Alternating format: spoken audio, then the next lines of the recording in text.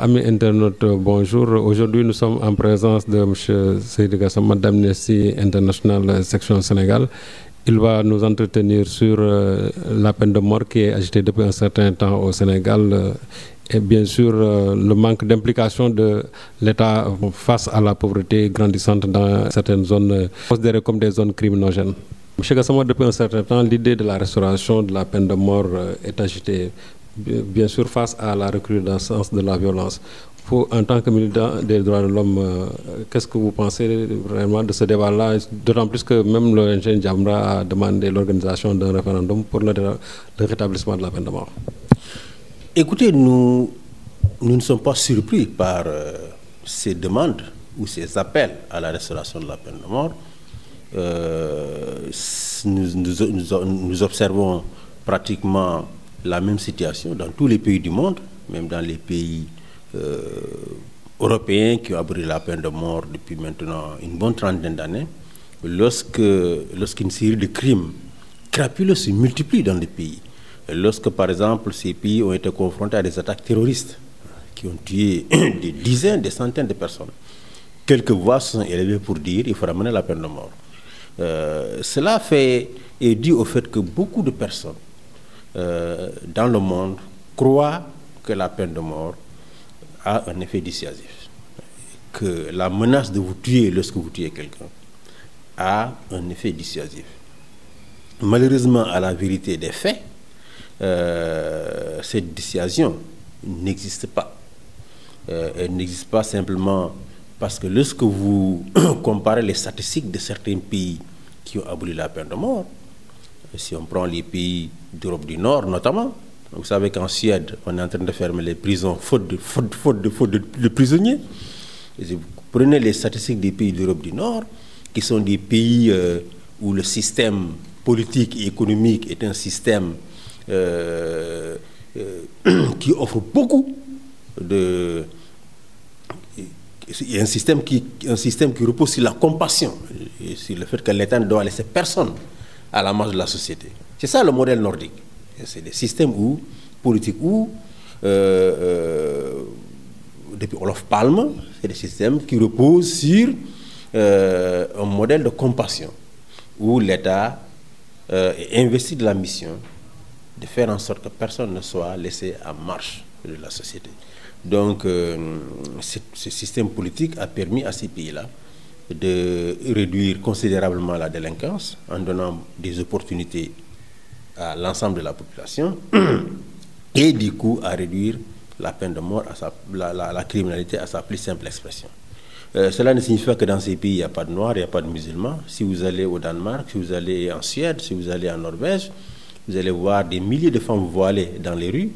Il y a de fortes communautés somaliennes, de fortes communautés érythréennes, soudanaises dans ces pays, mais ce sont des gens qui sont assez bien intégrés, qui ne sont pas exclus par le modèle économique et social comme en France, et qui aiment et sont bien intégrés dans leur pays d'adoption. Donc, si vous comparez les statistiques des pays d'Europe du Nord et celles des États-Unis, qui est un pays où la peine de mort est appliquée de façon implacable, en tout cas dans la majorité des États, vous voyez que le taux de criminalité est quand même 100 fois plus élevé dans des États comme le Texas ou les États du nord des États-Unis qu'en Suède, en Finlande ou au Danemark. Donc, ça c'est un fait. Des pays qui ont aboli la peine de mort, qui ont des taux de criminalité beaucoup plus bas que des pays qui pratiquent la peine de mort.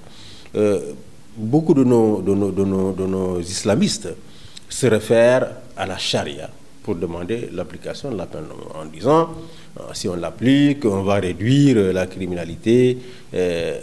Ils oublient qu'en Arabie Saoudite, on applique la peine de mort depuis des millénaires. La peine de mort dans les pays arabes date d'avant l'islam.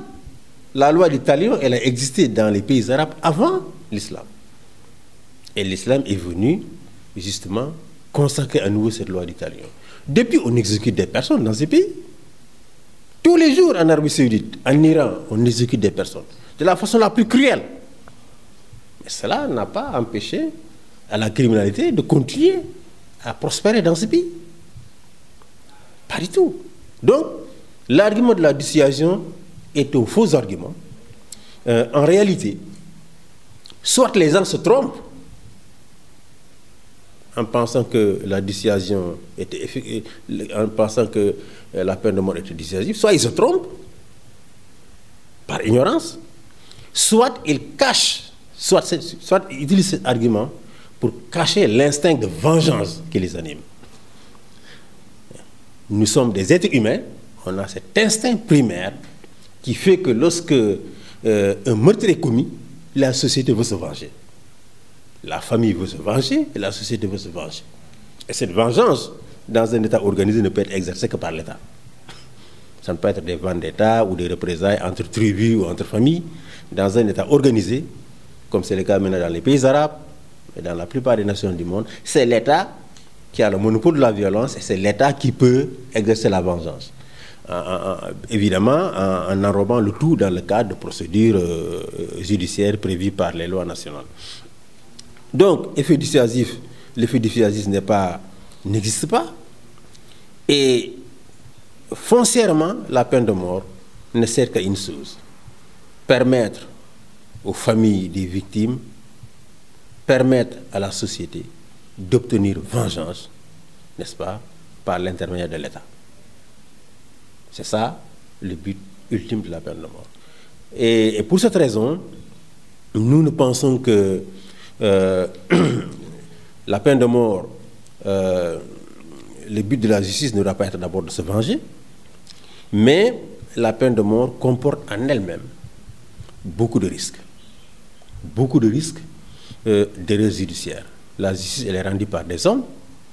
Dans tous les pays du monde, la justice est influencée par la politique et par l'argent. La preuve, dans tous les pays du monde, les gens riches et célèbres passent toujours à travers les mailles du filet. Ce sont les pauvres et les anonymes qui sont frappés de façon implacable par les lois pénales. Même ici au Sénégal. Hein? Un politicien pour tuer quelqu'un, au lieu d'aller en criminel, il va en correctionnel. Hein? Quelqu'un qui est célèbre peut aller en prison pour quelques semaines ou quelques mois, il a une liberté provisoire, il se couche chez lui et il ne retourne plus jamais en prison. Donc les systèmes pénaux dans notre pays et dans la plupart des pays du monde sont influencés par l'argent et sont influencés par la politique. Donc, à cause de cela, nous pensons que si la peine de mort est appliquée, elle va s'appliquer de façon discriminatoire contre les pauvres. Les pauvres seront les principaux à être frappés par la peine de mort. D'abord parce que les puissants vont toujours passer à travers les mailles du filet. D'abord parce qu'elle est liée, parce que la criminalité étant liée à la pauvreté, à l'exclusion, au chômage. Généralement, la criminalité est plus élevée dans les quartiers les plus pauvres. Ce n'est pas une particularité des banlieues du Sénégal. Vous allez en France, c'est les banlieues en France. Vous avez le plus haut taux de criminalité. Vous allez aux États-Unis, c'est dans les bidonvilles comme Harlem, Chicago, etc. Donc, la peine de mort est liée à la pauvreté. La criminalité est liée à la pauvreté. C'est dans les quartiers les plus pauvres où on observe le plus fort taux de criminalité. Donc, les meurtres sont le plus souvent commis dans les quartiers les plus pauvres. C'est ce que vous voyez ici. C'est généralement dans les banlieues. Les quartiers pauvres, Grand Yoff, Grand Dakar, Guédiawaye, Thiaroye. C'est dans ces quartiers où vous avez le nombre le plus élevé de meurtres.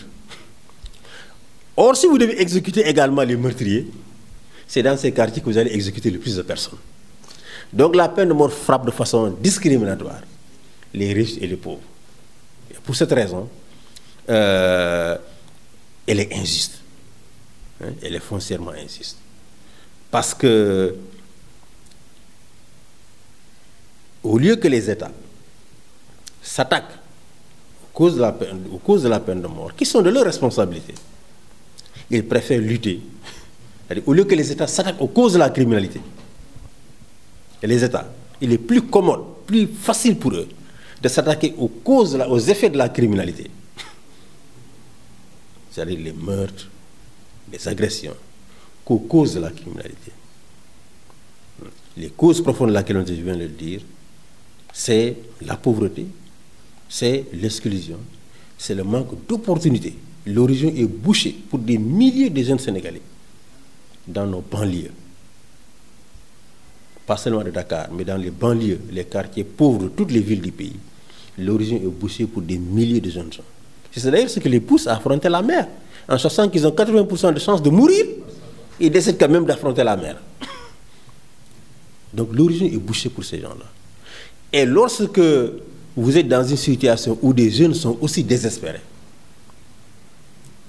eh bien, il faut avoir de la chance pour que son enfant ne bascule pas dans des gangs. Il faut vraiment avoir de la chance pour que votre enfant ne bascule pas. Parce qu'on est pareil dans des quartiers où la promiscuité, le surpeuplement est tel que lorsque vous éduquez dans votre maison, votre enfant, lorsqu'il sort dans la rue, il est pris en charge par d'autres groupes, qui sont eux des groupes de mauvaise réputation. Donc, il faut que les États sachent qu'ils ont la responsabilité de donner des opportunités aux jeunes, surtout les jeunes qui sont dans les milieux défavorisés. Il faut que les États sachent que c'est eux qui ont la responsabilité de lutter efficacement contre la drogue. Partout où vous avez criminalité, elle est associée à la drogue. Je ne suis pas sûr que ce jeune homme, que ce chauffeur, s'il a pu de façon froide égorger sa patronne, je ne suis pas sûr qu'il n'était pas sous l'effet de l'alcool ou de la drogue. Parce qu'un homme lucide ne peut pas se retourner et égorger de façon aussi cruelle quelqu'un avec laquelle il travaille tous les jours, avec qui il est ensemble presque 20 heures sur 24. Je ne peux pas croire que cette personne, si elle n'a pas une maladie mentale, qu'elle ne soit pas sous l'effet de substances hallucinogènes. Donc, il faut que les États luttent efficacement contre la drogue, il faut que les États luttent efficacement contre l'alcool, il faut lutter efficacement contre la drogue, lutter efficacement contre le commerce de l'alcool, qui est très mal réglementé au Sénégal. Dans un pays comme la France, vous pouvez pas, un mineur ne peut pas entrer dans un bar en France. Un mineur, même accompagnant son parent, ne peut pas entrer dans un bar. Il ne peut pas acheter de la boisson alcoolisée un mineur. Ici, vous avez des garçons de 12-13 ans qui achètent de l'alcool, qui boivent. Les armes. Les armes de poing, les armes blanches au Sénégal. La législation réglemente leur commerce. Mais si vous prenez les couteaux et les coupe-coupes, c'est comme si la réglementation n'existait pas. Vous allez dans n'importe quel marché, vous entrez dans des boutiques, vous payez des coupe-coupes, vous payez des couteaux. On ne vous demande pas qu'est-ce que vous allez en faire, quel que soit votre âge. Et les agresseurs, l'arme principale des agresseurs au Sénégal, l'arme principale des meurtres au Sénégal, c'est le couteau ou le coco. Dans plus de 90% des cas, c'est le couteau ou le coco. Que ce soit dans les banlieues de Dakar ou dans les villes et villages de l'intérieur, c'est le couteau et le coco. Donc, il est temps que l'État applique la réglementation sur la vente de ces armes, des armes de poing et les armes légères. Et qu'on durcisse la réglementation sur l'acquisition des permis de ces armes-là. Parce que si le jeune homme qui avait tué le taximan avait fait l'objet d'enquête, n'est-ce pas, de son entourage, on aurait certainement su que c'est quelqu'un qui est impulsif et à qui il ne faut pas donner une arme. Donc, il y a un ensemble de mesures qu'il faut prendre, que l'État doit prendre. Je constate qu'au Sénégal, le président a décidé quand même de prendre la plupart de ces mesures, mais dans beaucoup de pays, il est beaucoup plus commode pour l'État de trancher la gorge des criminels que de s'attaquer aux causes de la criminalité. C'est notamment le cas dans les pays arabes, qui sont des pays corrompus, des régimes corrompus, où vous avez le roi et son clan qui accaparent tout et qui laissent l'écrasante majorité de la population dans la pauvreté. Vous savez, si on devait couper les bras normalement dans les pays arabes, on devait commencer par couper les mains et les bras des rois dans les pays arabes. les personnes qui méritent le plus d'être amputées de bras et de jambes dans les pays arabes, c'est les classes dirigeantes, les rois, les chefs d'État et tous les gens qui sont dans leur entourage. Parce que ce sont des gens qui volent les ressources du pays, s'accaparent les ressources du pays et laissent la grande majorité de la population dans la pauvreté. Donc il faut s'attaquer aux causes profondes et éviter justement de s'attaquer seulement aux effets de la criminalité en utilisant la peine de mort pour soi-disant éradiquer la criminalité. C'est que, comme je l'ai dit, il n'est pas du tout prouvé par les faits, n'est pas prouvé par les statistiques dont nous disposons, qui sont des statistiques de niveau mondial. Donc,